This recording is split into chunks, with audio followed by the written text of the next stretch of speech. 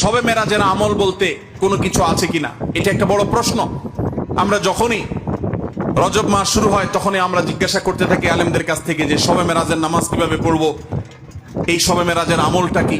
শবে মেরাজ উপলক্ষে সারা রাত জেগে ইবাদত করা এবং শবে মেরাজ উপলক্ষে 26তম দিন পার হয়ে 27তম রাত যখন শুরু হয় তখন সাহারি খেয়ে 27 রজবে রোজা রাখা, এটা আমাদের সমাজে বহুল প্রচলিত। অথচ ভাইরা আমার, যেটা আমরা শুরুতে বলেছি, রজব মাসের 27 তারিখে নবী সাল্লাল্লাহু আলাইহি ওয়াসাল্লামের মেরাজ হয়েছে এমনটি নিশ্চিত কোনো বিষয় নয়।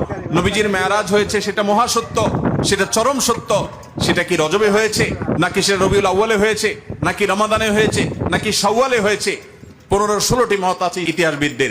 যদি ধরেও নেই আমরা রজবের এই 27 তারিখেই হয়েছে, যেমন কোন কোন ইমামগণ বলেছেন, সে আলোকে যদি আমরা ধরেও নেই, তারপর আমরা বলবো নবী সাল্লাল্লাহু আলাইহি ওয়াসাল্লামের মেরাজ হয়েছে হিজরতেরও আগে।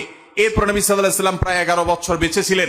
এই পুরো সময় জুড়ে কখনো তিনি মেরাজ দিবস, মেরাজ রজনী উদযাপন এটা তিনি কখনো করেছেন বলে কোনো জাল বা জয়ীফ হাদিসে পর্যন্ত বর্ণিত হয়নি। বিধায় মেরাজের এই ঘটনার পুনরাবৃত্তি বা এই ইতিহাস, ওই তারিখটার পুনরাবৃত্তিকে আপনার কেন্দ্র করে প্রতি বছর একটা বিশেষ দিনকে শবে মেরাজ উদযাপন করা, রাতভর বিশেষভাবে ইবাদত করা, দিনভর বিশেষ গুরুত্ব দিয়ে রোজা রাখার কথা বিশুদ্ধ কোনো হাদিস দ্বারা প্রমাণিত নয়।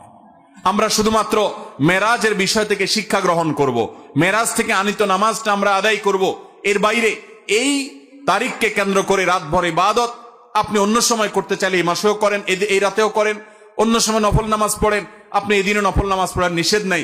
কিন্তু মেরাজকে কেন্দ্র করে কোনো নামাজ, মেরাজকে কেন্দ্র করে কোনো রোজা, এটা কোনো বিশুদ্ধ হাদিস দ্বারা বর্ণিত হয় নাই।